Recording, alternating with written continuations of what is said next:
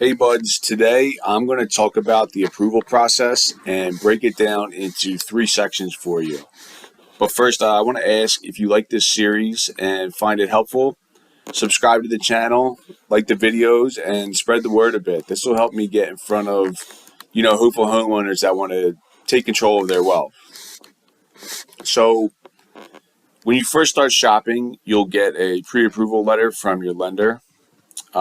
Then, when you go under contract on a property, your loan file will go to the processing and underwriting department for an initial review. And then lastly, it'll be reviewed again for a final approval, or another term that you'll hear is a clear to close. We went over the documents needed for this step in the Staying Prepared video, but just to reiterate for everyone, the baseline you'll need is your two most recent pay stubs, your two most recent bank statements where you'll be withdrawing funds from your down payment plus closing costs.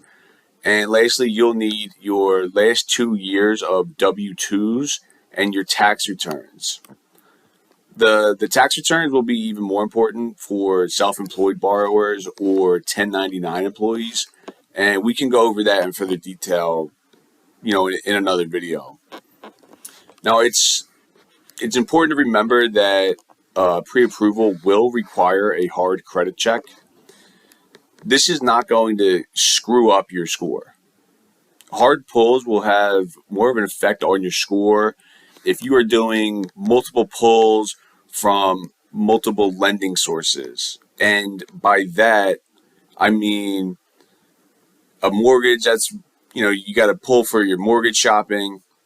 You go, maybe you get a pull for a credit card. Maybe you go get a pull for a car loan, or maybe like a store credit card. A situation like that where there's a flurry of activity, that's more likely to affect your score compared to just, when you're out mortgage shopping. So after you have your pre-approval and you're out shopping with your realtor, you get some offers out there, and you finally have an offer that's accepted and you go under contract, the loan file will be officially submitted, and it's going to then pass to the processing and underwriting departments. At this point, you're going to hear from your lender's processor to make sure that the initial documents are in order and the file, and so from there, then the file will be sent to underwriting. They're going to perform an initial review, and assuming that your loan officer had everything lined up for you accordingly and did a proper review, you're going to receive what's called a conditional approval. Now, this means exactly what it says. Your loan is approved after certain conditions are met. Now, some common conditions that will need to be satisfied are an appraisal, which is going to be required for everyone. Some other things, you may need to send your most recent pay stubs or provide your most recent banking information. If you've been out shopping for a little while, some of those things get out of date. And you can just send them back in for, updated compliance purposes.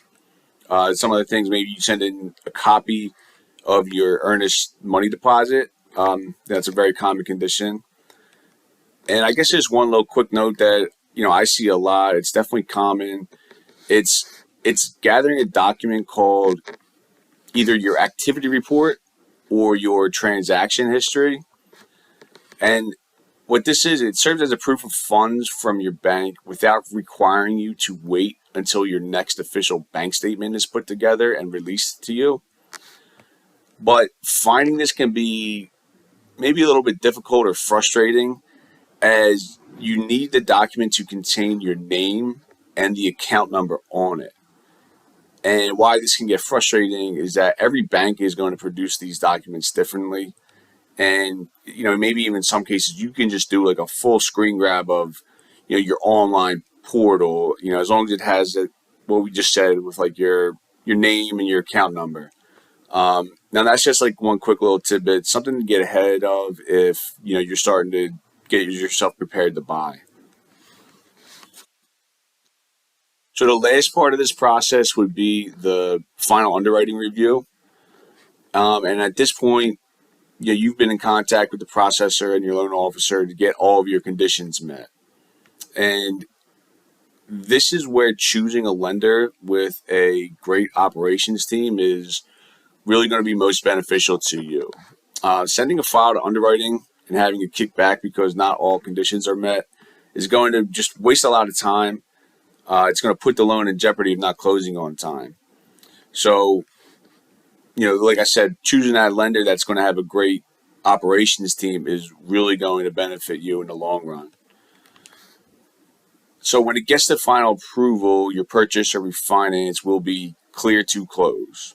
And from there, the file is going to be sent to the funding team in order to get wire information out to the title company and just make sure all of that is in line for your settlement. Well, that is the 3-part approval process. I hope everyone liked the video. If you did, subscribe to the channel, hit the like button, and I will talk to you guys later.